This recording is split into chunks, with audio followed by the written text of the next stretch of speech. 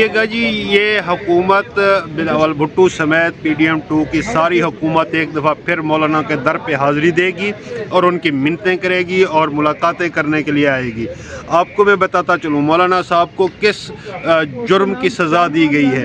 उनको आइनी तरमीम में जो गैर आइनी तरीके से पास कराई जा रही थी उसमें साथ ना देने की पादाश में उनके ऊपर सख्तियाँ बढ़ा दी गई हैं और उनका जो इंट्रा पार्टी इलेक्शन का केस था वो 18 तारीख के लिए यानी वेडनेसडे के लिए 10 बजे इलेक्शन कमीशन ने फिक्स कर लिया हेयरिंग के लिए।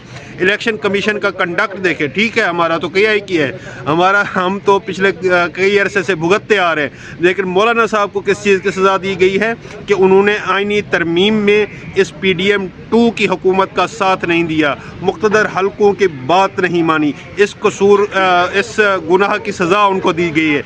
हमारे यहाँ आने का, मेरे यहाँ आने का मकसद ये था कि मौलाना साहब का हमने शुक्रिया अदा करना है। शुक्रिया इसलिए अदा करना है कि उन्होंने जो आइनी तरमीम में इस PDM हुकूमत का साथ नहीं दिया, अपोजिशन का साथ दिया, उन्होंने कहा कि मैं अपोजिशन में हूँ, इस चीज़ का शुक्रिया अदा करने आए हैं। दूसरा, साथ ही में उनको कानूनी मुआवनत देने की ऑफ़र करने के लिए यहाँ हम आए हैं और मौलाना साहब के साथ मुलाकात भी है, हाज़िर हुए हैं।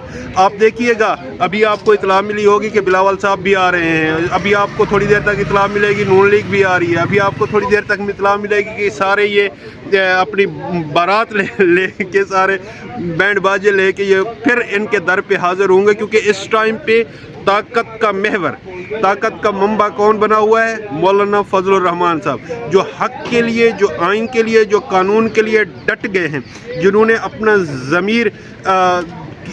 ज़मीर की सौदाबाजी नहीं की, जिन्होंने अपने ज़मीर की आवाज़ सुनी, जिन्होंने पाकिस्तान की राय को मुकद्दम जाना, जिन्होंने ये कहा कि ये जो आप आइनी तरमीम ला रहे हैं ये गैर आइनी तरीके से ला रहे हैं। जिस तरह अब्दुल गफूर हैदरी साहब ने फरमाया कि अभी हमें दुल्हन ही नहीं दिखाई गई और कहते हैं कि आप कबूल है बोल दें, तो वो मौलाना साहब कभी भी कबूल है नहीं बोलेंगे इस तरह जब तक कि दुल्हन नहीं दिखाई जाएगी। इसका तरीक़ाकार ये होता है कि अपोजिशन को और हुकूमती इत्तेहाद को तमाम लोगों को मुसव्वदे की कापियाँ तकसीम की जाती हैं, उनको पढ़ते वो उनमें देखते कि आया कोई किसी चीज़ की मज़ीद उसमें अमेंड करने की ज़रूरत है या नहीं है, हमने इसको वोट करना है या नहीं करना।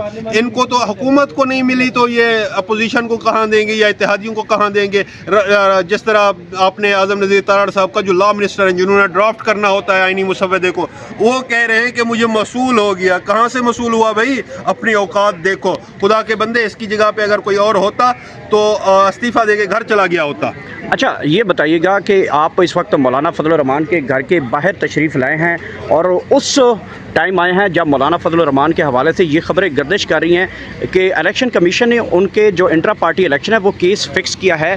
तो इस हवाले से पाकिस्तान तहरीक इंसाफ अपना क्या स्टांस रखती है और जो पाकिस्तान तहरीक इंसाफ की लॉयर फोरम है वो क्या स्टांस रखती है? देखें जी, हुकूमत ओछे हथकंडों पे उतर आई है।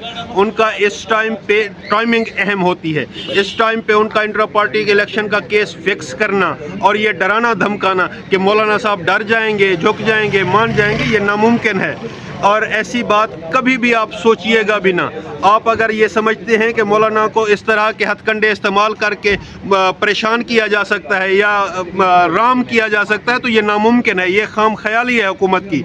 ये मौलाना साहब वो हैं जो असूल पे डट जाते हैं तो फिर डट जाते हैं, उनका एक स्टांस आ जाता है तो वो फिर खड़े हो जाते हैं। देख लें, मैंने आपको जिस तरह बताया, हम इस टाइम आए हैं मौलाना साहब का शुक्रिया अदा करने के लिए और मौलाना साहब को कानूनी मुआवनत फराहम करने के लिए कि आपने बिल्कुल परेशान नहीं होना। हुकूमत के ओछे हथकंडे हैं वो इस्तेमाल करती रहेगी, हम अपने हिसाब से आपके साथ चलेंगे और हम आईन और कानून में रहते हुए आपका साथ देंगे। हम हर तरह की मुआवनत करने के लिए आपके पास आए हैं क्योंकि आपने पाकिस्तान की अवाम का सर फख्र से बुलंद कर दिया, आपने अवाम पाकिस्तान की राय को मुकद्दम जाना, आपने आइन को मोहतरम रखा, आपने इनकी जो 2 नंबरी है, जो बदनीयती से ये चीज़ें ला रहे थे, ये आइनी तरमीम, इसको आपने रिजेक्ट कर दिया। आपने कहा नहीं, मैं हक़ के साथ खड़ा हूँ। तो हक़ के साथ खड़े होने वालों के लिए हम सलूट करते हैं, हम उनको सलाम पेश करने आए हैं, हम उनका शुक्रिया अदा करने आए हैं। अच्छा, लास्टली ये बताइएगा कि ये टाइमिंग बड़े काउंट की जा रही है कि जब मौलाना साहब ने